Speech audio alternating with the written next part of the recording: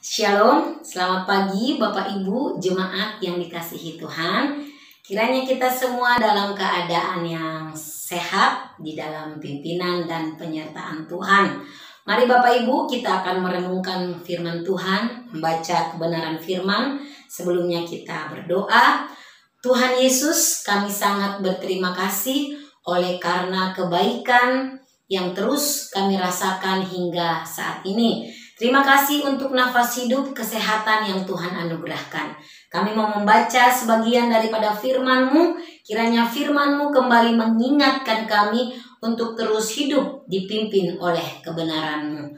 Terima kasih ya Tuhan, di dalam nama-Mu kami memohon. Amin. Ya Bapak Ibu, firman Tuhan yang akan kita baca pada pagi hari ini terambil dari Galatia pasal 5 ayat yang ke-16 hingga ayatnya yang ke-25.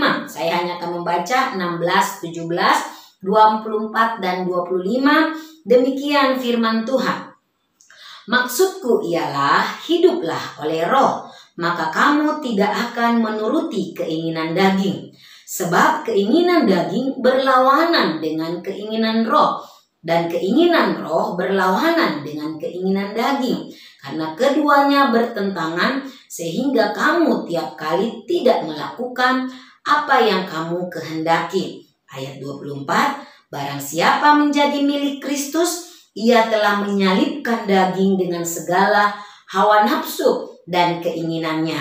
Jikalau kita hidup oleh roh, baiklah hidup kita juga dipimpin oleh roh.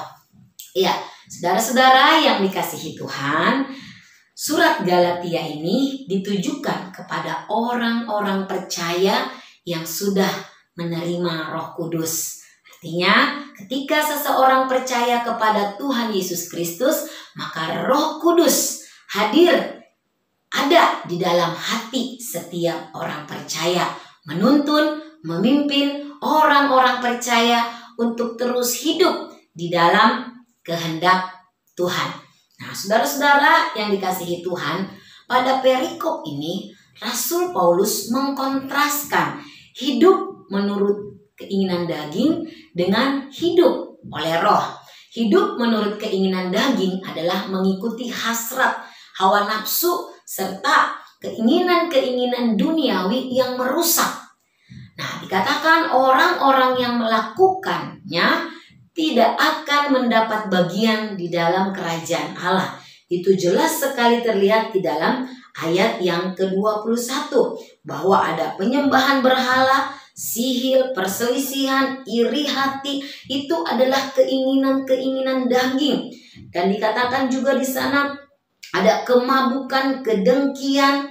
Ya, dan di sana dikatakan tidak akan mendapat bagian di dalam kerajaan Allah.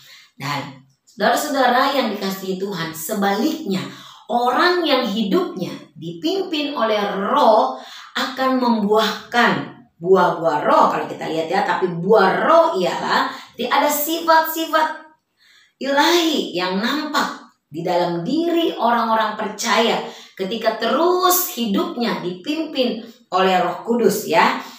Katakan kasih, sukacita, damai sejahtera, kesabaran, kemurahan, kebaikan, kesetiaan, kelemah lembutan, penguasaan diri. Nah, dalam perspektif Paulus sekali lagi dikatakan keinginan daging dan hidup oleh roh adalah berlawanan. Oleh karena itu, sebagai orang-orang yang sudah diselamatkan oleh Tuhan Yesus Kristus yang sudah mati di atas kayu salib, menebus kehidupan kita, menebus akan dosa-dosa kita. Marilah kita hidup di dalam takut akan Tuhan, hidup dipimpin oleh Roh Kudus, sehingga buah roh itu akan nampak di dalam kehidupan kita. Kita melatih diri kita. Daging memang lemah ya, namun ketika kita terus bersandar, terus berserah kepada Tuhan, dipimpin oleh Roh Kudus, maka kita akan hidup sesuai dengan yang dikehendaki oleh Tuhan. Mari kita melatih diri kita, menyangkal diri setiap hari, hidup dipimpin oleh Roh Kudus. Dengan kita terus mendekatkan diri kepada Tuhan, membaca firman Tuhan tiap-tiap hari, berdoa kepada Tuhan, kita rajin beribadah, sehingga hidup kita akan terus terarah untuk kita makin memuliakan Tuhan di dalam keseharian kehidupan kita. Kiranya firman Tuhan ini boleh kembali mengingatkan kita untuk kita meninggalkan keinginan-keinginan daging, tetapi kita hidup dipimpin oleh Roh Kudus. Tuhan memberkati kita. Terima kasih Tuhan Yesus untuk kebenaran firman yang boleh kembali kami baca dan renungkan. Kiranya kami boleh diingatkan supaya kami hidup dipimpin oleh Roh Kudus dan kami hidup memuliakan Engkau ya Tuhan. Kami tidak lagi hidup di dalam keinginan-keinginan daging yang membawa kami Tuhan jauh daripada Tuhan. Tetapi baiklah hidup kami dipimpin oleh Roh yang akan terus membawa kami semakin memuliakan Engkau, hidup di dalam kekudusan. Terima kasih Tuhan Yesus, di dalam nama-Mu kami berdoa, kami mengucap syukur. Amin.